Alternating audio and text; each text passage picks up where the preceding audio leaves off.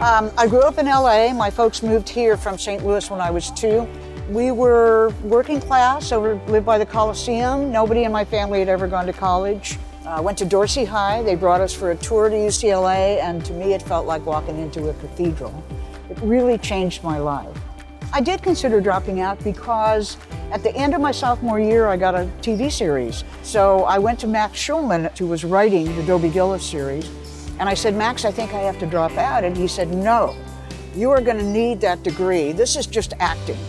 I certainly needed the 5 years that I spent here getting the degree. It also was the first time that I ever did anything that wasn't really centered on me. One of the women in the sorority next door recruited me to be on her Unicamp crew, and that changed my life because Unicamp was about the kids, and it stuck with me ever since. Public service, but not electoral office yet.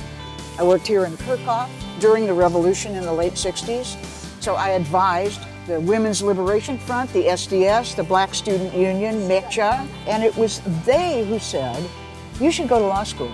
And I said, okay, sounds good. So I did. You know, it's a hard question, what inspires you to fight for others?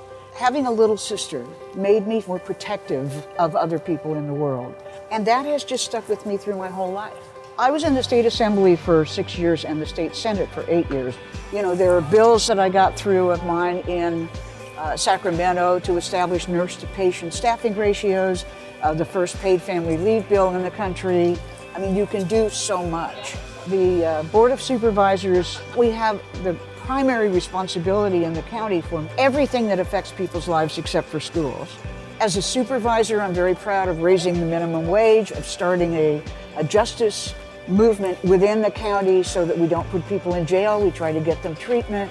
There's a lot to be proud of. You know, people ask me every day, why are you retiring? Or they say, don't retire, we need you there.